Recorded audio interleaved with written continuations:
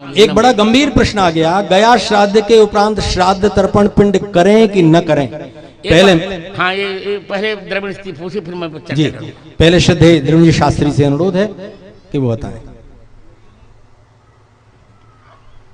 योगिनी हृदय ग्रंथ में आसाम के पास जो शक्तिपीठ है कामाख्या, वहाँ के कुछ तीर्थों का वर्णन है। उन तीर्थों में गय तीर्थ, शुक्ल तीर्थ, वामक तीर्थ इत्यादि, लोमक तीर्थ वगैरह हैं।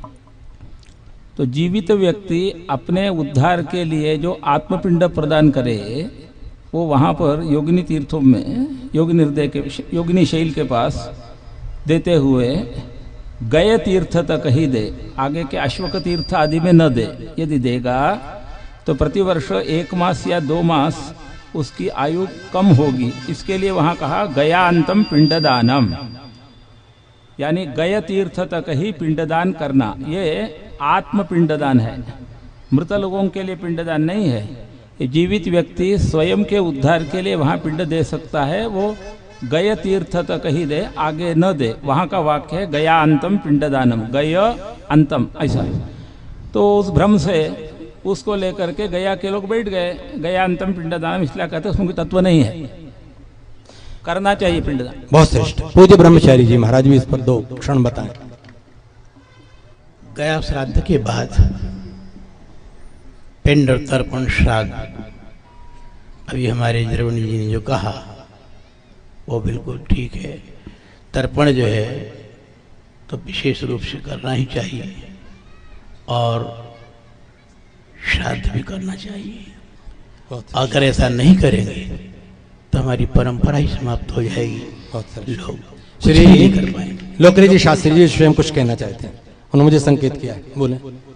तो वाक्य करणात् मृताहेर भूरि भोजनात् गयायाम पिंडदानाच्च त्रिभिः पुत्रस्य पुत्रता। ठीक है। इस श्लोक के द्वारा गया का पिंडदान होने के बाद भी नित्य उनका जो ये श्राद्ध है आपका सांवत्सरिक, वो करना ही चाहिए। ये धर्मशास्त्रीय वचन है। बहुत श्रेष्ठ।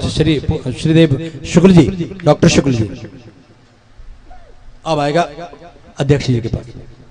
ये विषय कि गया श्राद्ध के बाद श्राद्ध नहीं करना चाहिए, ये प्रायः बहुत जगह फैला हुआ है और इसी लोग गया में श्राद्ध कर देते हैं कि अब श्राद्ध करने से छुट्टी मिल जाए।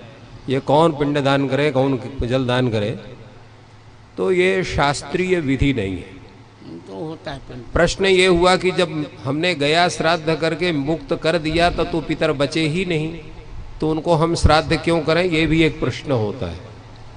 इन दोनों प्रश्नों का समाधान ये है कि आप देखिए श्राद्ध किए होंगे जो वो सब जानते हैं, अंत में क्या कहा जाता है, पितृस्वरूपी जनार्दन प्रियता नमम।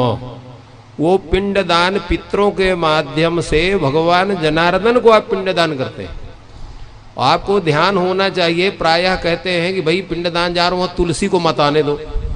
तुलसी दल से युक्त अगर पिंडदान हो गया तो वो अत्यंत प्रसन्न हो जाते हैं पितृगण। तो इसलिए वो पितृ रूप में साक्षात जनार्दन को पिंडदान होता है। पिंडदान अवश्य करना चाहिए। अगर किसी का सामर्थ्य या व्यवस्था नहीं है तो भोजन, ब्राह्मण भोजन के रूप में पिंडदान करना चाहिए, वो भी पिंड ही माना जाता है। तो ब्राह्मण भोजन करके आप श्राद्ध कर सकते हैं। मान लीजिए अन्य व्यवस्था किसी कारणवश नहीं हो पाती है, तो ये शास्त्र का पूरा नियम है, इसका कहीं उल्लंघन नहीं है, कहीं इसका निषेध नहीं है। अब तो आपको समझ में आ गया कि महालय में पितृपक्ष में आपको अपने माता पिता की तिथि में श्राद्ध करना है। लोग गया जी पिंडदान करने नहीं जाते, पिंड छुड़ाने जाते हैं। एक बार पिंड डाले आवे न तर्पण करना न श्राद्ध करना। अरे नित्य श्राद्ध है, नित्य तर्पण है। बलवेश देव कर्म करते, उसमें नहीं क्या है, उसमें भी तो है। पितृव्यास सुधार बता दिया।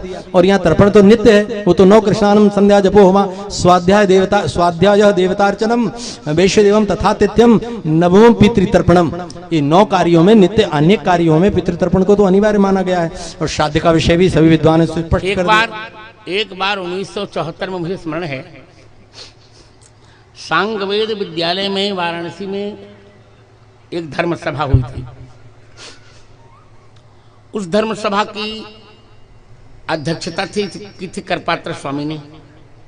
और मुख्य अतिथि थे पंडित राजराजेश्वर शास्त्री जमीन, और विशिष्ट अतिथि के रूप में प्रश्न कर रहे थे तत्कालीन न्याय विभाग अध्यक्ष हमारे संस्कृत विश्वविद्यालय के बद्रीनाथ जी शुक्ल। ये चर्चा आई थी, तो चर्चा में ये निर्णय हुआ था कि गया श्राद्ध के पहले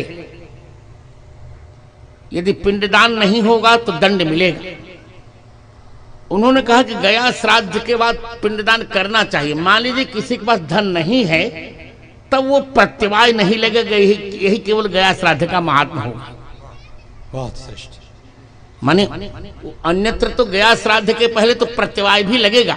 आपके पास पैसा नहीं है तो कर्ज निकाल के पिंडदान करो, परंतु गया श्राद्ध करने के पश्चात यदि अभाव है आपके पास तो चल जाएगा, प्रत्यवाय नहीं लगेगा क्यों गया श्राद्ध में आपने पिंड कर लिया है। वैसे निरंतर पिंडदान यथासंभव, यथाशक्ति, यथा द्रव्य पिंडदान करना चाहिए। ऐसी व्यवस्था वहां उस समय की गई।